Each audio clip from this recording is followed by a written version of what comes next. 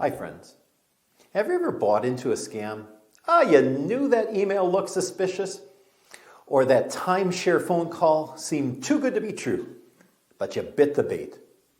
How did you feel the moment you realized it was a scam? My guess is your heart sank right into your stomach. You couldn't believe you were duped. Now imagine you weren't just out a few dollars or had to reset your Facebook account, but everything you ever knew to be true was impacted. The results would be far-reaching, the consequences devastating. This is what our Latter-day Saint friends experience when they discover Mormonism isn't true. Shock and denial give way to anger and sorrow. Many get stuck in a stage of bitterness. They're attracted to other voices of bitterness, often ex-Mormons who are now atheists. It's like getting mired in the mud, and they just keep spinning up more and more mud.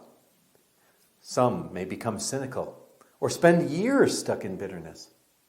This is where you come in as a Christian witness. They need a friend like you who will extend a hand of hope. We want them to discover the joy found in Jesus, but they may not yet be in a space where they're ready. Someone still reeling from Mormonism may not be prepared to begin a new spiritual journey. Because of that, my first encouragement as their friend is to acknowledge their emotions. Simply listen. Let them vent and unload about all that has happened. They need to recognize that many of the feelings they're having are to be expected. At some point, you want to make them aware of their anger. You see, their continued bitterness, whether they realize it or not, is a sign that Mormonism is still exerting power and influence over them. Joining in the frenzy, together with other angry voices, will only increase their bitterness. A heart filled with anger ends up burning the one it belongs to. This bitterness is not the place to camp out or stay.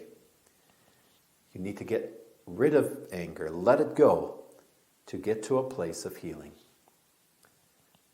So, after you have helped acknowledge their emotions, made them aware of their anger, you can now begin to awaken their desire for hope. Ask questions to get them started on that next step of their journey, like, what would it be like if there was a God greater than anything you could have ever imagined in Mormonism? Who is he? Where could you find him?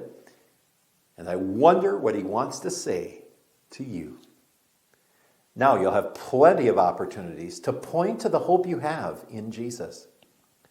So once again, just to recap, the 3 A's are acknowledge their emotions, make them aware of their anger, and awaken their desire for hope. Don't overlook those stuck in bitterness. Point them to a God who is bigger than anything they could have ever imagined. When the hurt in their heart is replaced by healing and hope, they'll discover Jesus is enough.